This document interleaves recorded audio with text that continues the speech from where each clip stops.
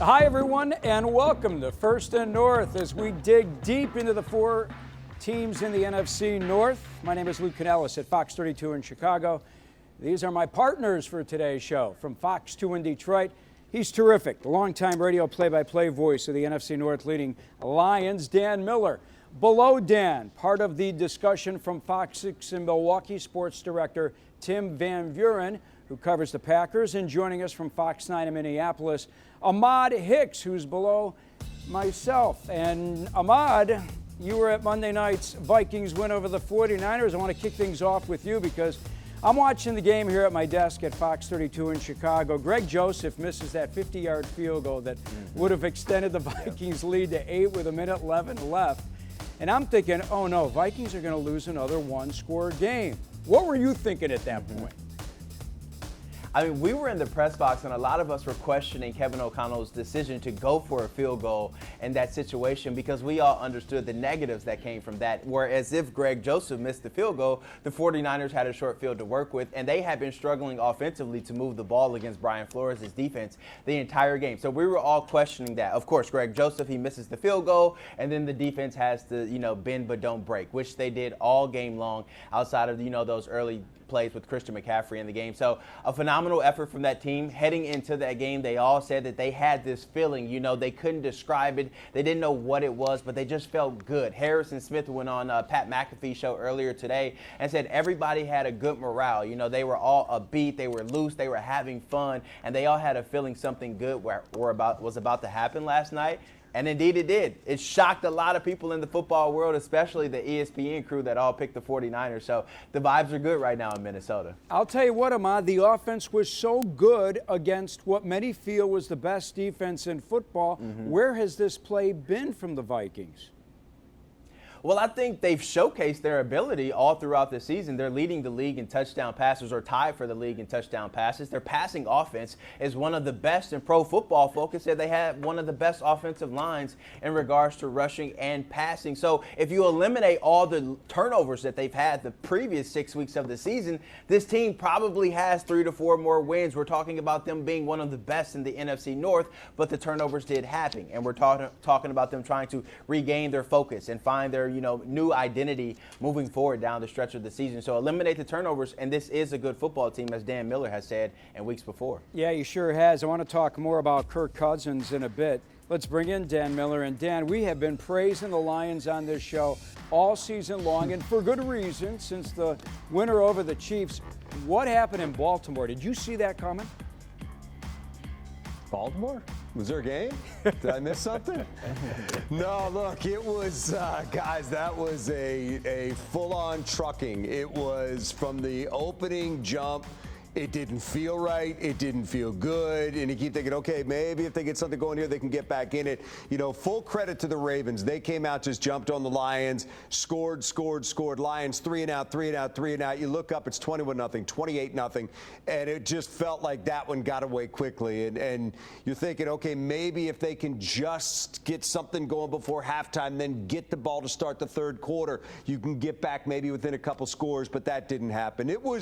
Look, Dan Campbell said it. It was a day where the Ravens did everything right and the Lions did everything wrong. And you got to give full credit to the Ravens because they were prepared. They had a game plan. They executed. That was a master class in what Lamar Jackson can do to a football team if that football team is not prepared to handle him. And he did it all day long. It was him taking a couple of steps towards the line, defensive backs coming in thinking he's going to run, whistling it over their heads, soft coverage all day long, really easy throws for him. There weren't a lot of tight windows. So, I think the ultimate thing is that was a really bad day for the Detroit Lions. It was a bad loss, but I think as you step back from it, you say it's one loss, and ultimately you're going to be judged by how you react to that and what happens from here on out. But look, maybe it's a wake-up call, whatever it is. This team has shown resiliency in the past. Dan Campbell, since that 1-6 start, hasn't lost 2 in a row. We'll see what they do, but this is one, guys, that had to get their attention. Dan, let me keep it with you because you're with the team on a regular basis. Head coach Dan Campbell shouldered the blame, said he did not have his team ready for the Ravens, and he specifically pointed out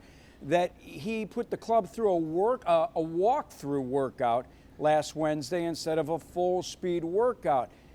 Do you agree with that reasoning behind the loss because it was just a walkthrough and not a full-blown workout? Yeah, not buying that. Look, I think Dan Campbell, if anything, is going to shoulder the blame. That's because that's what good head coaches do. You don't want to stand up on a podium and point to players and say, they did this, they did this, they did this. Look, Dan Campbell's done a good job of getting this team prepared really since he walked in the door. There was a time where he didn't have a lot of talent, so that didn't always show up.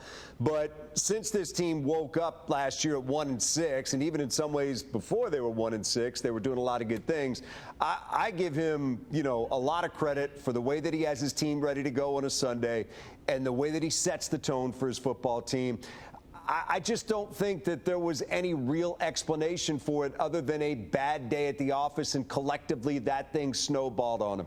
Look, they're a little bit beat up right now, and they've been dealing with injuries. Not that other teams aren't, and that's not an excuse, but I think his reasoning was sound behind getting them out there on Wednesday, working on what's coming up against the Ravens, but not putting them through a full-on workout just to give the guys a little bit of time to recover.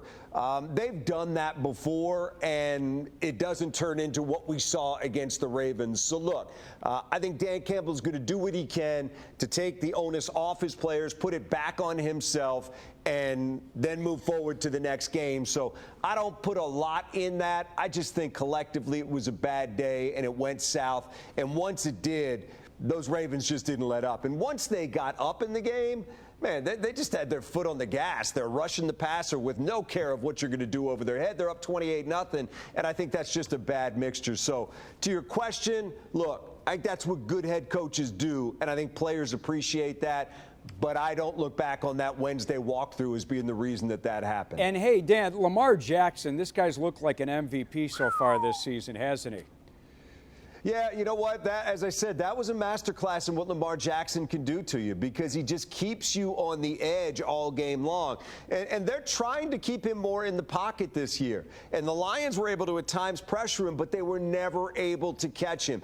And once you allow him out of the pocket, break, contain, get on the edge, where those guys in the secondary have to think, do I need to come up or do I stay with my guy? You get them on skates like that, he's just so dangerous, and you saw that in this game. So it was a bad mixture from the beginning. In particular, guys, in this league, when you get a lead like that, as I was saying a moment ago, it's really hard to play because the other team at that point can take some chances, take some risks, and really come after you, and he did that. But, to your point right there, that's Lamar Jackson at his absolute best, and unfortunately the Lions were on the wrong side of that. Tim, the Packers did not have the lead in Denver. What is Green Bay saying about its Packers after falling in Denver 19-17? Well, Lou, first of all, I was coming back from Denver in the airport on Monday morning, and obviously the Vikings hadn't played yet, and I thought to myself, you can question my thought process here, but I thought Lou Canellis was going to have the only winning team in this division on First and North this week. That's really tells you this NFL season in a nutshell. But the Packers don't change much. Last week I was on with you guys, and we talked about how they get off to a slow start and they lose games to teams that aren't that impressive. We were talking about the Raiders in that case, and now we're talking about it in the Broncos case this week. And that's where the Packers are this year. Big picture view, this was going to be an evaluation year. They're trying to get out from under Aaron Rodgers' big contract, and they're setting themselves up for 2024 and 2025. But when you go week by week and you see regression, to answer your question, Packer fans are concerned. They're up in arms. They weren't expecting a playoff run this year, but Green Bay got out of the gate 2-1, and Jordan Love looked pretty good, and there was a lot of optimism. And since then, it's been one step back, another step back, another step back. And they've only played, they had a 3-week stretch with one game in the middle against the Raiders. So this was their chance to self-scout and really bring some creative attack out against the Broncos. They didn't score in the first half. So you're behind on the scoreboard. You're behind going against the chains on possession after possession. And this team looks like it. It's struggling. It's looking around. And in the locker room, we're starting to hear a little bit more desire for accountability, not just throwing up the arms and saying, okay, this is a redshirt year. I'm not sure that the guys are calling out the coaches or their teammates or exactly who, but the ones who have been in a lot of winning football situations in Green Bay and expectations in Green Bay are saying we still have 11 games to go here. This can't be the way we play this thing out. Well, I want to talk to you about Matt LaFleur's offensive system coming up later on, but you touched on it. Denver was giving up 33 points a game. Packers getting shut out in the first half. They need Mario Dobbs to wrestle the ball away for the one score and the ricochet off Dobbs for the other. Why do you think the Green Bay offense isn't working right now? It's hard to put your finger on exactly one thing. The offensive line has been an underachieving group so far. David Bakhtiari played one game this year. That was in Chicago. The offense looked pretty good. He's now out. He's out for the rest of the season. He probably won't play for the Packers again. He's had multiple surgeries after suffering a knee injury a few years ago. So you subtract an all-pro level left tackle. Elton Jenkins at the left guard spot has been in and out of the lineup with injuries. He has not played nearly to his standard of recent seasons. He had a crucial holding penalty the other day in Denver. The Packers were in field goal range at the end. They're only down 2 points. All they had to do was kind of maneuver in the middle of the field and try a reasonably long field goal, or even less if they gain some yardage, with a rookie kicker who has a big leg. And their Pro Bowl level left guard commits a holding penalty in the middle of all that. They go back 10 yards and they couldn't recover. So the offensive line, as much as anything, has been a problem.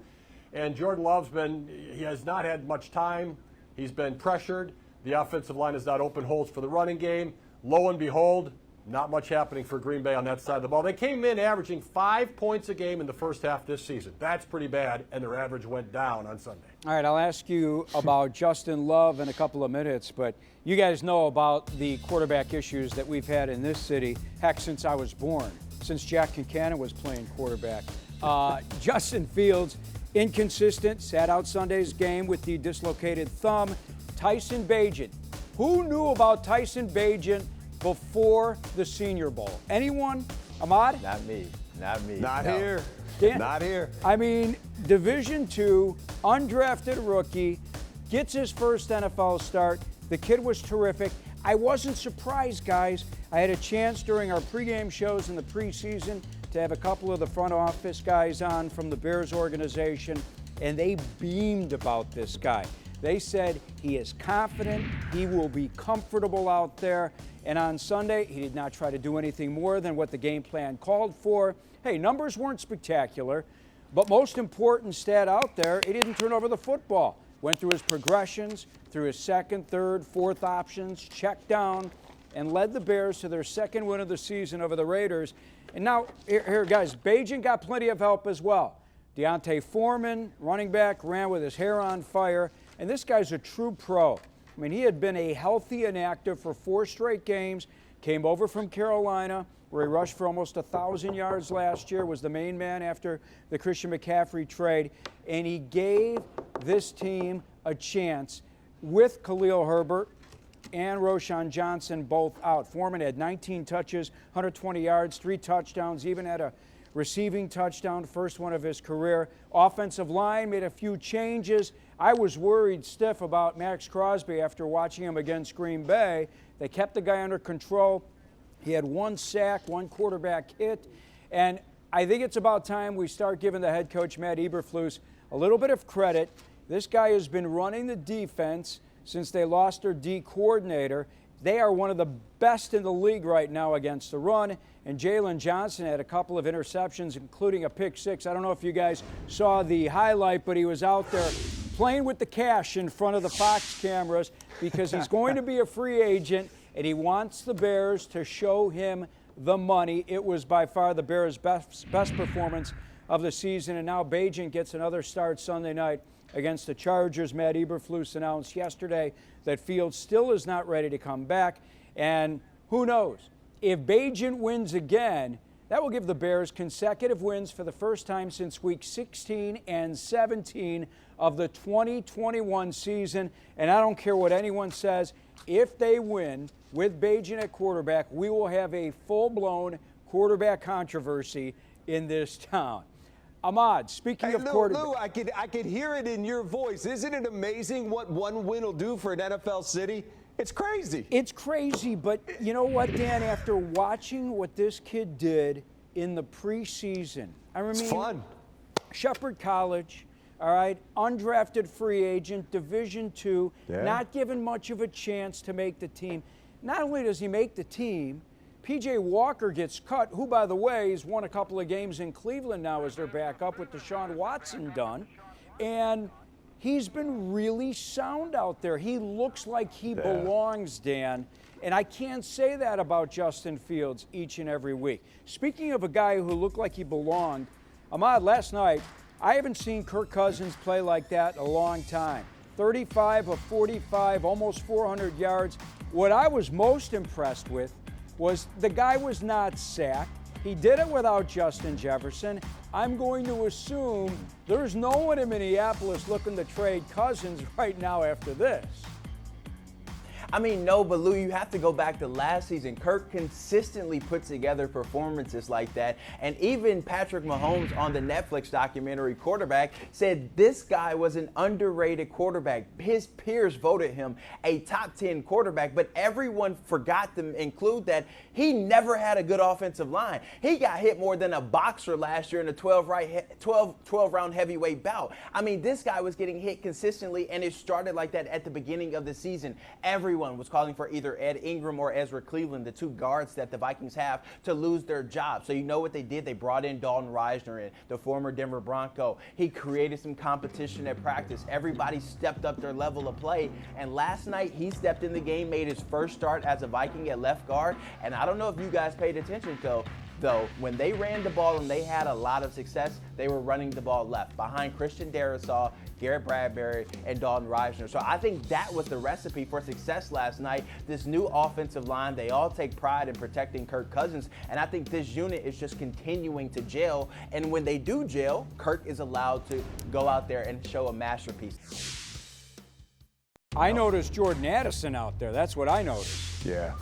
Really good. That's a bad man. Everybody knows he has the speed. He's the playmaker, but he was the number 3 receiver with Justin Jefferson on the field. No Jefferson, that means you got to show up. You got to show all the people why you got that money in the first round. And I think Jordan Addison, he's one of those guys that just has that it factor. And I asked him after the first possession of the game, when he got pressed, the San Francisco 49ers got the interception, I said, what was your mentality like after that? I said, how did that make you feel? He said, my mentality was to kill everything and every play from there on out, and that he did, en route to 100+ yards receiving and 2 touchdowns. This guy is just stepping on the surface of what he's going to achieve in years to come. Dan, let's get back to the Lions. What worries you more? That offensive line that gave up 5 sacks and 8 quarterback hits and had only 13 yards rushing, or the defensive line that just couldn't get to Lamar Jackson? And really, if you look at what the Detroit defensive line has done all season long, you pull out the Atlanta and the Packer game, and what are we talking about? 3 sacks over the other 5? Yeah, I'm not worried about the offensive line right now. We'll get to that in a second. But to your point, let me go big picture here for just a second. And I think what you have to balance when you're looking at this is, can you overreact to one game? And that's what I think they want to avoid. They don't want to overreact to that. Doesn't mean that there aren't some cautionary tales within that game and caution flags within that game, which I think there were.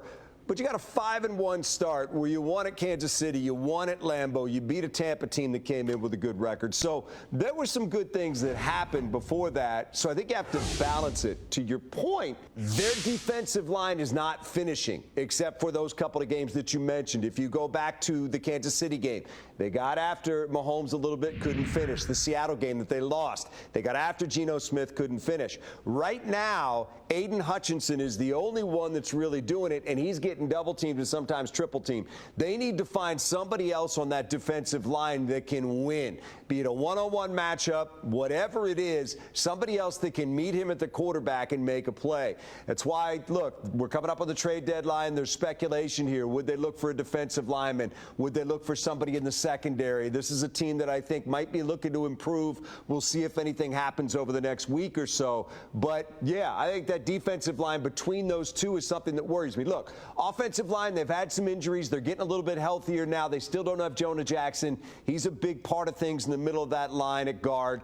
But they had 10 sacks given up the entire season before that game. They gave up 5 in that game. A lot of that's because you're down so much. Baltimore didn't care. They just went after Jared Goff and let it fly. So I think the offensive line's going to be fine. You're also missing David Montgomery. That really hurt their running game. Don't know if they're going to have him this Monday night. Kind of doubt it. Think it might be after the bye before they get him back. But still, I think that offensive line is healthy enough, strong enough, good enough that if you're not looking at a massive deficit on the scoreboard, they're going to be just fine. But I do think it is a nice observation that they need to find some way to not just make these quarterbacks uncomfortable, which they've done at times, but if they get uncomfortable and escape and throw the ball, that doesn't do you any good. They got to get some quarterbacks down on the ground. Guys, let's keep it tight here. 3.5 minutes left in the show. How do you think the Lions respond against the Raiders, Dan? I think they're going to have a big night. I really do. I'm expecting this team to rebound. It's a Monday night, downtown Detroit. They're going to have hours to get lubricated before they walk in for that game. I think the atmosphere is going to be crazy in there. I think they're going to have a very exciting night at Ford Field. I anticipate, based on what I know about this team, they will bounce back. They will have a good game. They'll find a way to win it. All right, Tim and Ahmad, Packers, Vikings, Sunday at Lambeau. Minnesota's got the juice coming off the win over San Francisco. Green Bay's reeling after stumbling in Denver. Tim, can Jordan Love bring the Packers back?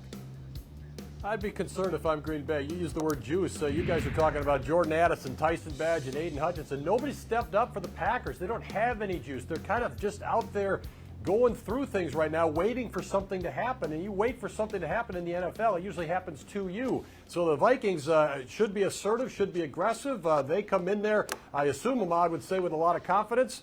And the Packers need to be concerned here. This season is kind of teetering right now. They did lose 5 in a row last year, so it's not to say they automatically would be better if they had last year's personnel. But right now in Green Bay, this is kind of a crossroads, to be honest with you. Anyone regret running Aaron Rodgers out of town? I don't think so. I really don't. If you lose 5, 6, 7 games, I mean, you're starting to hear a little bit. It was different expectation when you had Aaron Rodgers. But Aaron Rodgers and David Bakhtiari are making more money. They're the top 2 paid players on the Packers this season. We're getting nothing from either one of them the rest of the year. I don't regret it. I don't regret it.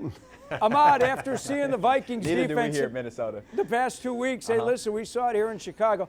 I'm betting that Brian Flores is going to dial it up and bring the house against Jordan Love.